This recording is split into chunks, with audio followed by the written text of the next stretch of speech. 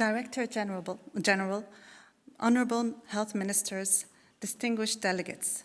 Like our first Vice President, I am greatly honored to have helped to preside over the second special session of the World Health Assembly. Thank you for entrusting me with this honor. Thank you to His Excellency Dr. Benjamin Hun Pak Tin for his excellent chairmanship, to the Director General and all the staff of the World Health Organization for their tireless work, and to everyone who has made this week possible. I am sensitive to the concerns of delegations that had intended to be in Geneva, but did not manage to do so for various reasons, including travel restrictions. COVID continues to disrupt our life, our relationships, our plans, our economy.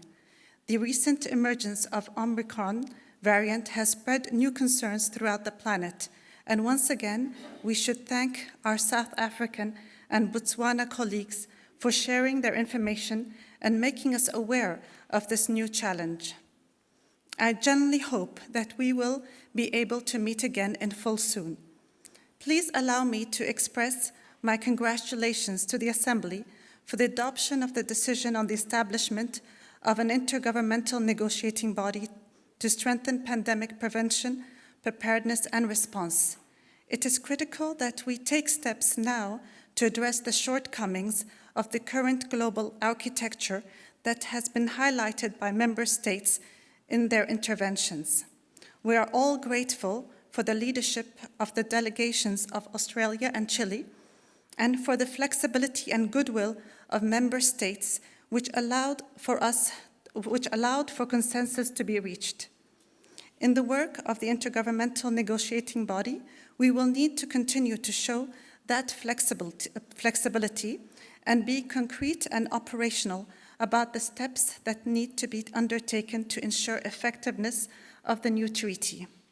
I also thank the entire working group on strengthening WHO's preparedness and response, as well as the Bureau led by Indonesia and the USA, and I applaud the commitment and hard work in the development of the report of the working group, which was a good basis for our discussions in this meeting. Like my fellow Vice President, I greatly appreciate the engagement and participation of non-state actors in this special session.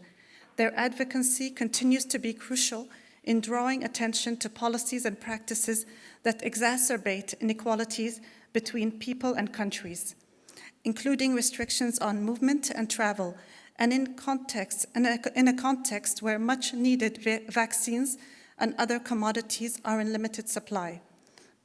Through its many activities and contribution, Qatar has been an active participant in this process and will continue to support the World Health Organization and the working groups and the Bureau assigned to this very important task. Many of you will already know that this is the first time the Assembly has met in a special session to discuss a technical issue. It has been, as you know, an issue of the highest importance, and we have come out with something very close to complete consensus on the path that we must take. And although it is not the end of the process, it is the end of an excellent beginning. I sincerely hope that we will reconvene soon to finalize the new convention for the health protection of present and future generations. This will be our collective legacy for a healthier world. Thank you very much.